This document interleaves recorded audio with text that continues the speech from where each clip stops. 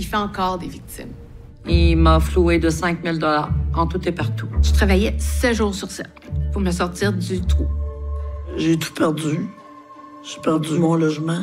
J'avais une maison que j'ai dû revendre parce que là, je pouvais pas payer les paiements.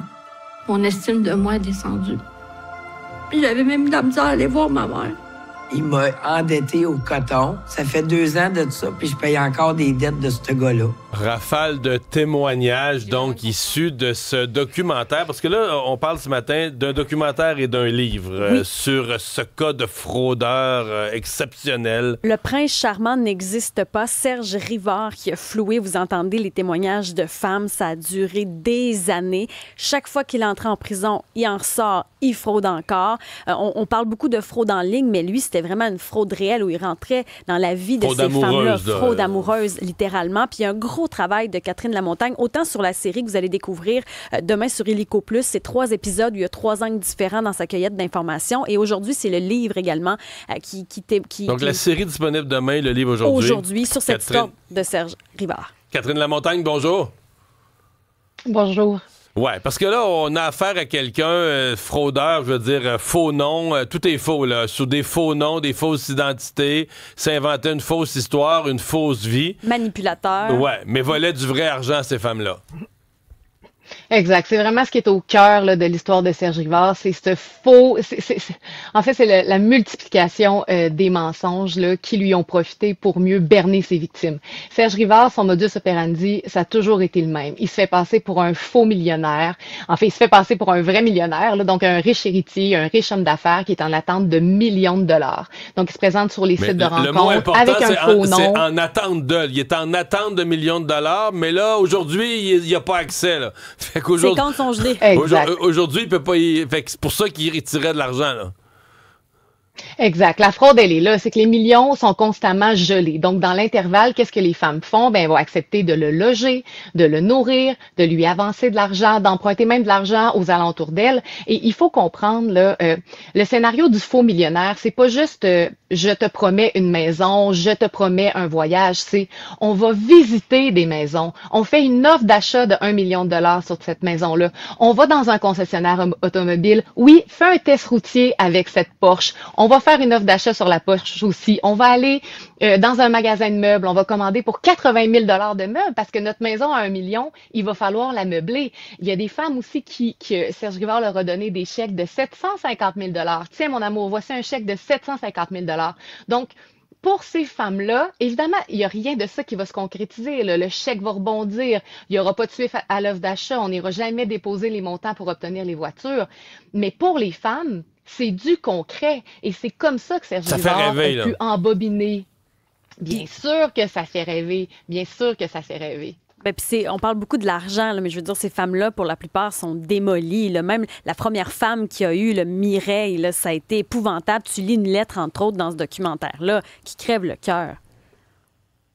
Oui, et puis parce qu'il faut savoir que Serge Rivard, là, c'est déjà un fraudeur aux yeux de la loi. Hein. Serge Rivard a été condamné là, pour des fraudes, des arnaques sentimentales depuis 2015. Il y a eu des peines de prison là, qui varient de 6 mois à 3 ans. Mais nous, notre enquête, ce qu'elle nous a permis de découvrir, c'est que Serge Rivard aurait déployé son stratagème de prince charmant depuis le début des années 2000. Et qu'à partir du début des années 2000, il y a une panoplie de femmes qui ont croisé son chemin, qui ont eu le malheur de croiser son chemin. Mais sous toutes sortes de noms, là. Dans ce panneau-là. Sous toutes sortes de noms. Danny Gauthier, Danny Langevin, Jean-Sébastien Savoie. Il a multiplié les faux noms. Ceci étant dit, au début des années 2000, il a quand même opéré sous son vrai nom pendant un certain nombre de temps. Là. Ça fait un temps, comme on dit. Mais, ça fait un temps, oui. Mais ce qui fascine quand on regarde ou quand on lit cette histoire-là, c'est qu'il rentre en prison, il ressort, il rentre, il récidive. Il y a des conditions à respecter, il les respecte pas. Il n'y a pas de loi assez forte pour un gars comme lui, là. Et c'est choquant parce que quand il est, à certains moments, Serge Rivard doit justement respecter des conditions du tribunal ou alors il est remis en liberté sous condition dans le cadre d'une peine. Et ce qu'on va constater, c'est qu'il a plus souvent qu'autrement bafoué allègrement là, ces conditions et que pire, alors qu'il devait être surveillé, par exemple, par les autorités correctionnelles ou par l'État, mais Serge Rivard a refait de nouvelles victimes, toujours avec ce même scénario. Il y a une espèce de catch me if you can aussi avec Serge Rivard, là, parce qu'il y a une multitude de faux noms. Ses victimes sont aux quatre coins de la province, donc ça peut devenir difficile aussi de lui mettre le grappin dessus. Le prince charmant n'existe pas, donc le livre sort aujourd'hui. Quelques mois, quelques années de travail parce que toutes les entrevues, rejoindre ces gens-là, rebâtir, reconstruire l'histoire. Trouver sa famille. Ouais, c'est des années de travail. Là. On est allé jusqu'à la genèse de Serge Rivard, là, dans le sens qu'on est retourné à sa maison d'enfance, on a rencontré ses sœurs. Donc, c'est énormément de travail et pour le livre et pour le documentaire qui a été réalisé, là, je tiens à le mentionner, par Mélissa Baudet, qui a fait un travail absolument exceptionnel là, pour raconter l'histoire de ces femmes-là qui témoignent à visage découvert quand même. Il faut du courage, il faut énormément de courage là, pour tasser la honte et aller expliquer ce qui s'est passé. Mais ces femmes-là, elles livrent un message qui est très clair. Hein? C'est plus jamais. Il faut plus jamais que des choses comme ça. Parce qu'il va ressortir un moment donné de prison, lui, là. Ouais, là, je pense que son nom était brûlé, il a changé de nom, mais là, il va être obligé de changer de face, par exemple, après le documentaire. Catherine, merci beaucoup, bravo pour ce travail-là. Merci à vous. Au revoir. Au revoir. Alexandre, jour 2 de la grève à la STM. On dit jour 2 parce que hier, il n'y avait pas de grève. C'est en alternance. Alors, il y en a aujourd'hui, il n'y en aura pas demain et il y en aura vendredi. Alors, aujourd'hui, je vous rappelle que pour le service du métro, il reste à peu près 1h30. Là. Ça cessera donc à 9h30 ce matin. Ça reprendra à 14h45 cet après-midi jusqu'à 17h45. Et de 23h à la fermeture. Pour ce qui est des horaires d'autobus, service réduit aussi jusqu'à 9h15 ce matin, de 15h à 18h et de 23h15 à 1h15 la nuit prochaine. Je vous rappelle que la STM offre 11% sur 5 ans. Le syndicat réclame 25%.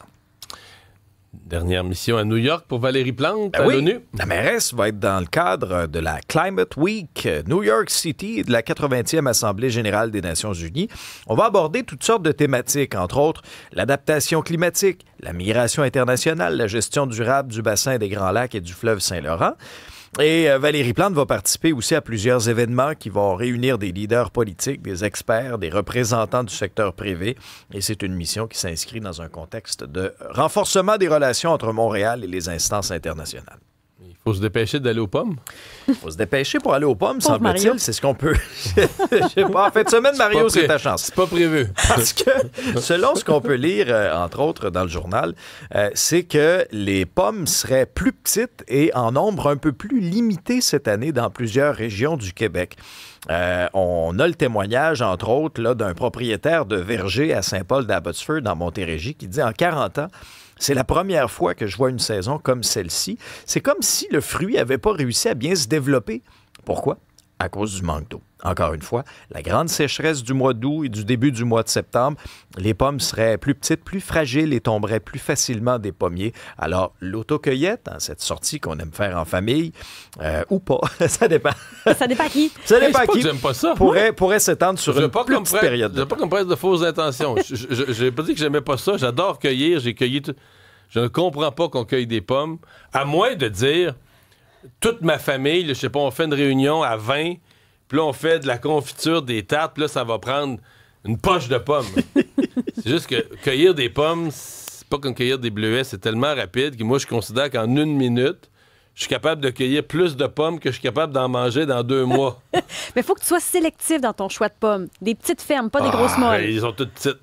Dans ton choix de kit aussi, pour aller aux pommes, Mario, pour prendre ta photo. Des petites fermes, pas des grosses molles. Allez là-dessus à la pause.